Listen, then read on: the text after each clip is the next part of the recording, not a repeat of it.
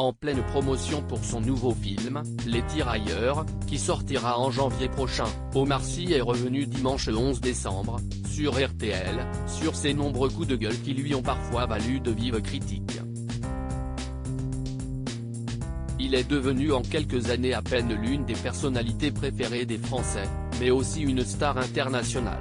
De par son talent et son charisme, Omar Sy a su conquérir le monde du cinéma et s'impose désormais comme un acteur incontournable du grand écran.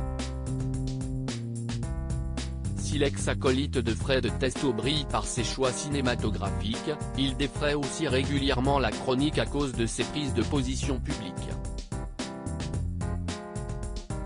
Omar Sy n'a en effet pas la langue dans sa poche et n'hésite pas à s'exprimer sur les faits de société qui lui tiennent à cœur. En 2020, par exemple, suite à l'affaire George Floyd, il s'était attiré les foudres d'une partie de son public après avoir publié un long texte destiné à dénoncer les violences policières, réclamant la fin de l'impunité organisée qui sévit depuis des décennies. Il a également fait l'objet de nombreux clashs avec Éric Zemmour, au point de réagir de manière très virulente lorsqu'on évoque avec lui le politicien. Des prises de position qu'il ne regrette pas et qu'il assume même. Vous n'allez pas m'emmerder.